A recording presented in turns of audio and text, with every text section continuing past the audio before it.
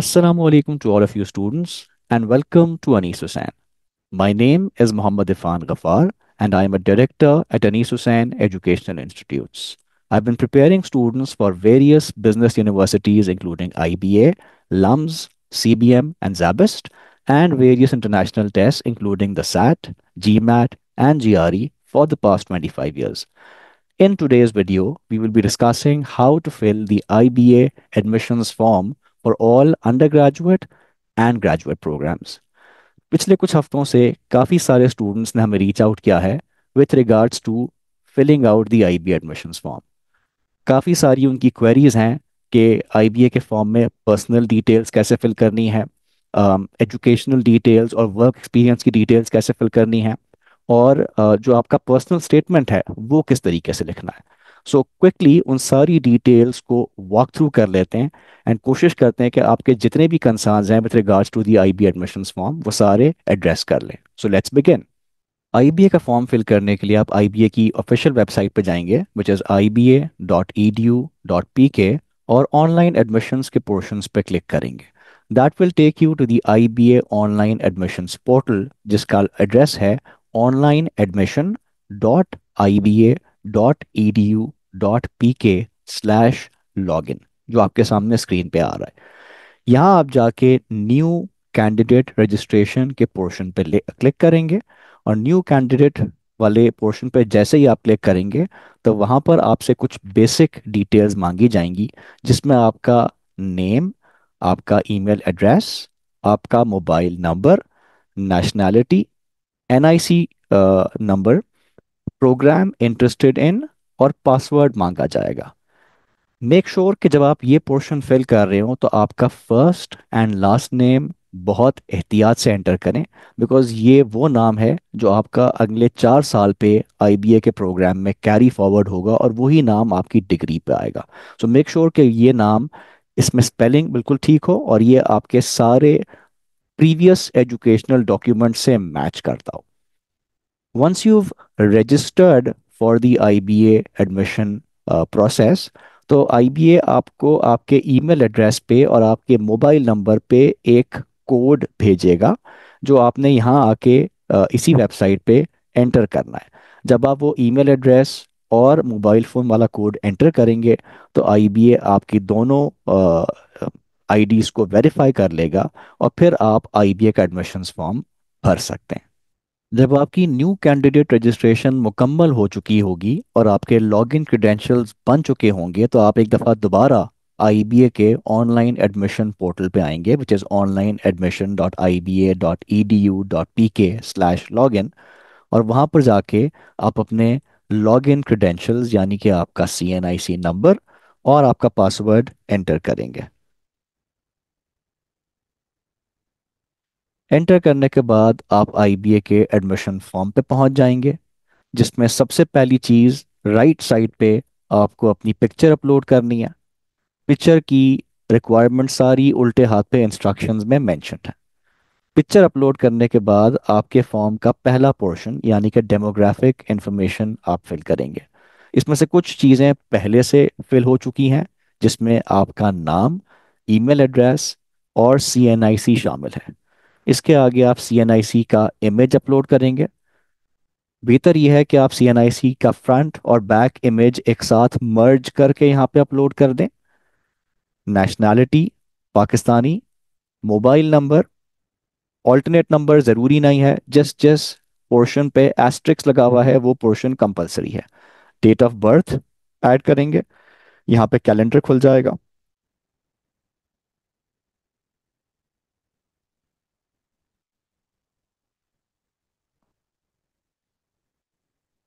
Gender, house address, house number,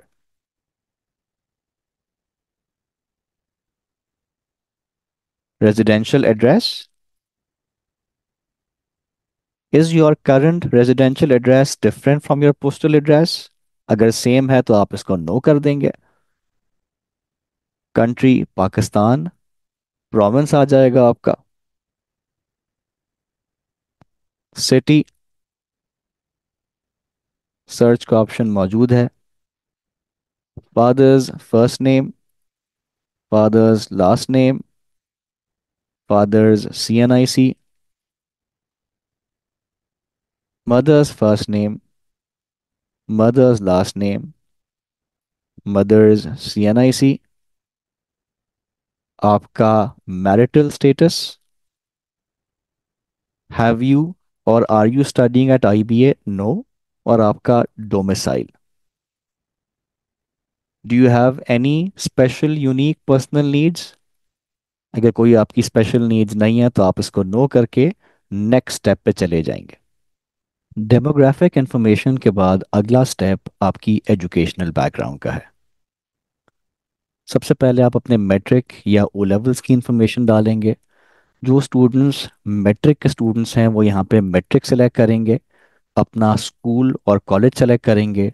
अगर आप school का नाम सर्च करते हैं फॉर एग्जांपल बीकन हाउस, तो आप नोटिस करेंगे कि कुछ स्कूल्स के नाम यहाँ पर अवेलेबल होंगे, जैसे कि बीकन हाउस स्कूल सिस्टम या बीकन लाइट एकेडमी। लेकिन अगर आप कोई दूसरा स्कूल का नाम सर्च करते हैं जैसे कि कराची पब्लिक स्कूल, तो आप नोटिस करेंगे कि वो यहाँ मौजूद नहीं है। तो अगर आपके स्कूल का नाम यहाँ मौजूद नहीं है तो आप अदर सर्च करके उसको सिलेक्ट कर लेंगे। सिमिलरली अगर आप मैट्रिक के स्टूडेंट हैं और आप अपना बोर्ड सर्च करना चाहते हैं तो आप अपना शहर का नाम लिखेंगे, तो उससे रेलेवेंट बोर्ड्स आ जाएंगे। ठीक है जी। ऑन दी अदर हैंड अगर आप ओ लेवल के स्टूडेंट हैं तो आप यहाँ जाके बोर्ड पे कैम्ब्रिज टाइप करेंगे, तो कैम्ब्रिज इंटरनेशनल एग्जामिनेशंस का बोर्ड आ जाएगा। उसके आगे यहाँ पे आपने अपने अदर स्कूल और कॉलेज का नाम एंटर करना है, स्कूल का एड्रेस एंटर करना है, आपका ईयर ऑफ पासिंग आपने सेलेक्ट करना है, जिस जिस ईयर में आपने अपना ओ लेवल्स किया। डिसिप्लिन आप सेलेक्ट करेंगे। अगर आपके मेजॉरिटी स्टूडेंट सब्जेक्ट्स कॉमर्स के थे तो आप कॉमर्स सेलेक्ट करेंगे, मेजॉरिटी सब्जेक्ट्स इंजीनियरिंग के या मेडिकल के थे तो वो सेलेक्ट करेंगे। अगर आप श्योर नहीं हैं तो आप अदर सेलेक्ट कर सकते हैं। यहाँ पे आपकी ओ लेवल की मार्कशीट अटैच कर देंगे और यहाँ पर ओ लेवल के एटलीस्ट 5 सब्जेक्ट्स और उनके ग्रेड्स एंटर कर देंगे। फॉर एग्जांपल सबसे पहले इंग्लिश, फिर उर्दू, पाकिस्तान स्टडीज, इस्लामियात, मैथ, और सब्जेक्ट्स अगर आपके हैं तो आप वो ऐड कर देंगे। For example add math, accounting, economics. जो भी आपके ग्रेड्स आए हैं उन सब्जेक्ट्स में वो ग्रेड्स आप सिलेक्ट कर लेंगे।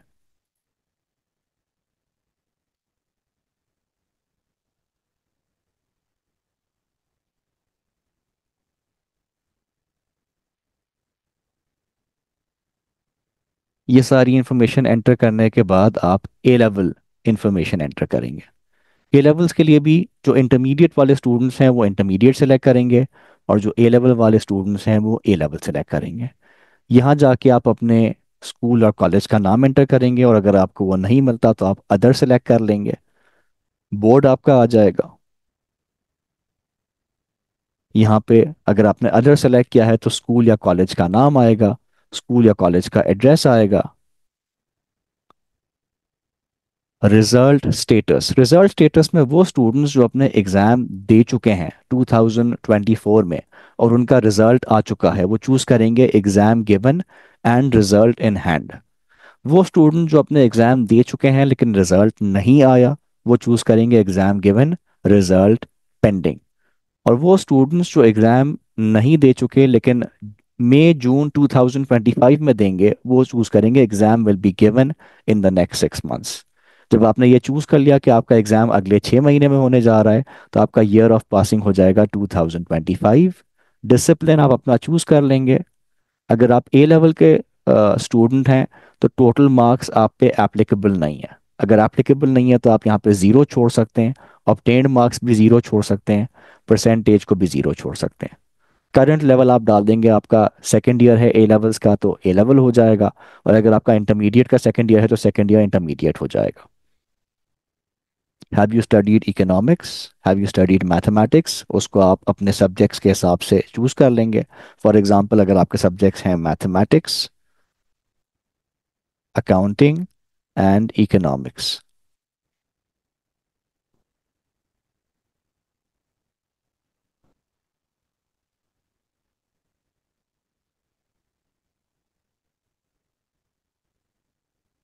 वो आप चूज करके आपके ग्रेड्स एंटर कर देंगे। और उसके बाद आपकी ये इन्फॉर्मेशन कंप्लीट हो चुकी है। आप में से जो स्टूडेंट्स अपना बैचलर्स कर चुके हैं और मास्टर्स के लिए अप्लाई कर रहे हैं वो अंडर ग्रेजुएट की इन्फॉर्मेशन भी डालेंगे। और जो स्टूडेंट्स मास्टर्स भी कर चुके हैं और वो दूसरे मास्टर्स के लिए अप्लाई कर रहे हैं वो ग्रेजुएट की इन्फॉर्मेशन डालेंगे। और जो स्टूडेंट्स आप में से ACCA कर चुके हैं या PhD कर चुके हैं वो अदर वाले टैब में अपनी इन्फॉर्मेशन डालेंगे। ये सारी इन्फॉर्मेशन फिल करने के बाद आप नेक्स्ट स्टेप पे चले जाएंगे।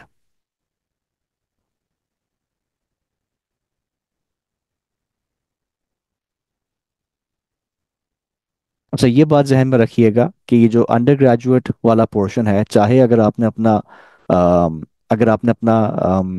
सिर्फ इंटर किया हुआ है या इंटर कर रहे हैं और ये इन्फॉर्मेशन आप पे एप्लीकेबल नहीं है, तो अंडर ग्रेजुएट वाले पोर्शन में जाके नॉट एप्लीकेबल टू मी ज़रूर सेलेक्ट कर दें। सिमिलरली जो ग्रेजुएट वाला पोर्शन है उसमें भी जाके नॉट एप्लीकेबल टू मी ज़रूर सेलेक्ट कर लें। और जो अदर वाला पोर्शन है उसमें भी not applicable to me select कर लें और फिर नेक्स्ट स्टेप पे जाएं। Once you press this next step तो आपका एजुकेशनल बैकग्राउंड वाला पोर्शन कंप्लीट हो जाएगा और आप एडिशनल इंफॉर्मेशन वाले पोर्शन पे आ जाएंगे। एजुकेशनल बैकग्राउंड फिल करने के बाद अगला स्टेप है एडिशनल इंफॉर्मेशन। एडिशनल इंफॉर्मेशन के तीन पार्ट्स हैं। सबसे पहला पार्ट है फुल टाइम वर्क एक्सपीरियंस। ये पार्ट सिर्फ उन स्टूडेंट्स को फिल करना है जिनके 16 ईयर्स ऑफ एजुकेशन पूरे हो चुके हैं, यानी कि जो अंडर ग्रेजुएट कर चुके हैं और मास्टर्स लेवल के लिए IBA अप्लाई कर रहे हैं। उनका अगर अपना बैचलर्स कंप्लीट करने के बाद कोई भी फुल टाइम एक्सपीरियंस है तो वो यहाँ पे ऐड किया जाएगा, जहाँ पर वो अपना एक्सपीरियंस टाइप, ऑर्गेनाइजेशन का नाम, इंडस्ट्री, अपना जॉब टाइटल, अपनी जॉब की ड्यूरेशन, अपनी वर्क सर्टिफिकेट और अपनी ऑर्गेनाइजेशन की कुछ बेसिक डिटेल्स और जॉब की बेसिक डिटेल्स यहाँ पे एंटर करेंगे। However please keep in mind कि जो अंडर ग्रेजुएट के एप्लीकेंट्स हैं जो अपना इंटरमीडिएट या A लेवल करने के बाद अंडर ग्रेजुएट पर अप्लाई कर रहे हैं वो यहाँ पे कोई वर्क एक्सपीरियंस एंटर नहीं करेंगे। उसके बाद जो सेकंड पोर्शन है इसी पेज पे वो सैट या GRE या GMAT की इंफॉर्मेशन है। तो अगर आप अंडर ग्रेड के एप्लीकेंट हैं और आपने सैट दिया हुआ है तो आप यहाँ पे जाके ऐड एग्जामिनेशन करेंगे, जिसमें आप नेम ऑफ एग्जामिनेशन में SAT 1 चूज करेंगे। आपका मैथ का स्कोर एंटर करेंगे आउट ऑफ 800। आपका वर्बल का स्कोर एंटर करेंगे आउट ऑफ 800। चूंकि करंट सैट में ऐसे नहीं शामिल तो इस पे जो तीन पोर्शंस हैं ऐसे के रीडिंग एंड एनालिसिस और राइटिंग, इस तीनों पे आप NA यानी कि नॉट एप्लीकेबल लिख देंगे। उसके बाद अपनी कॉलेज बोर्ड स्टूडेंट ID जो आपके कॉलेज बोर्ड ने असाइन की है वो एंटर करेंगे। इंपॉर्टेंट चीज़ ये है कि जो आखिरी सवाल है यहाँ पे सैट का, वो ये पूछ रहा है कि क्या आप सिर्फ सैट की बेसिस पे अप्लाई करना चाहते हैं या आप साथ साथ IBA का टेस्ट भी देना चाहते हैं। अब इस बात को मैं जितना स्ट्रेस करूं उतना कम है कि IBA की जो रीसेंट सैट की पॉलिसी है उसकी बेसिस पे वो सैट देना डिस्करेज कर रहे हैं। वो क्लियरली कह रहे हैं कि आपका सैट स्कोर जितना भी अच्छा हो, हम हाईली इंकरेज करते हैं कि आप सैट के साथ साथ IBA का अपना टेस्ट भी दें। सो IBA खुद इनकरेज करता है कि आप सैट के साथ साथ IBA का अपना टेस्ट भी दें। और जो IBA पहले सैट का एक pre defined cut of announce करता था कि इस पर्टिकुलर स्कोर पे आपका IBA का टेस्ट एग्जाम्प्ट हो जाएगा, वो भी IBA ने अब अनाउंस करना छोड़ दिया है। यानी कि इस दफ़ा IBA कोई predefined cut off SAT का नहीं बताएगा, बल्कि जब IBA का अपना टेस्ट रिजल्ट आएगा तो उस वक्त ही बताएगा कि कौन से सैट एप्लीकेंट्स का एडमिशन हो गया है और उनका टेस्ट एग्जाम हो गया है और कौन से सैट एप्लीकेंट्स रिजेक्ट हो गए। सो बॉटम लाइन ये है कि जितने भी स्टूडेंट्स अपने सैट का स्कोर यहाँ पे सबमिट कर रहे हैं मैं उनको बहुत ही स्ट्रांगली एडवाइस करूंगा कि वो यहाँ पर सैट का स्कोर सबमिट करने के साथ साथ IBA के टेस्ट में भी अपीयर हों। विच बेसिकली मीन्स कि यहाँ पे जो दो ऑप्शंस हैं उसमें सेकंड वाला ऑप्शन चूज करें, appear in the IBA test and also consider this SAT score towards my admissions test exemption. तो आईबीए क्या करेगा कि आईबीए आपके सैट स्कोर को भी देखेगा और आपको आईबीए के टेस्ट में भी बैठने देगा, और दोनों में से जो आपका बेस्ट स्कोर है वो कंसिडर करेगा, यानी कि ये आपके लिए बेस्ट केस सिनारियो होगा। ठीक है जी।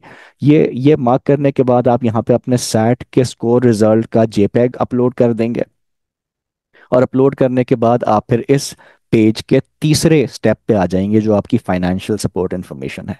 यहाँ पे आप ये अपडेट करेंगे कि आपको फाइनेंशियली कौन सपोर्ट कर रहा है, कि आप खुद सपोर्ट कर रहे हैं, आपके पेरेंट्स सपोर्ट कर रहे हैं, गार्डियन सपोर्ट कर रहे हैं, या कोई कंपनी सपोर्ट कर रही है। जब आपने अपने पेरेंट्स को चूज कर लिया तो यहाँ पे अपने पेरेंट्स का first name, last name, profession, job designation, mobile number, उनका ईमेल एड्रेस, उनका एनआईसी नंबर, उनकी ऑर्गेनाइजेशन और ऑर्गेनाइजेशन का एड्रेस, ये सारी चीज़ें अपडेट कर देंगे। अपडेट करने के बाद आप अगले 3 क्वेश्चंस को आंसर करेंगे। Have you ever been convicted by a court of law? Have you ever been extradited or deported from any country in the past? Have you ever received psychiatric treatment of any kind? ये सारी information mark करने के बाद आप next step का button press कर देंगे। ये नेक्स्ट स्टेप का बटन प्रेस करते ही आपके सामने जो है वो रिव्यू प्रोफाइल का पेज खुल जाएगा, जैसे कि आप देख सकते हैं। और इसमें आपने जो 3 स्टेप्स ऑफ इंफॉर्मेशन डाले हैं, डेमोग्राफिक इंफॉर्मेशन, एजुकेशनल बैकग्राउंड और एडिशनल इंफॉर्मेशन, वो सारी आपके सामने स्क्रीन पे आ जाएगी। वो सारी इंफॉर्मेशन को एक दफ़ा आप थॉरली रिव्यू कर लेंगे, और थॉरली रिव्यू करने के बाद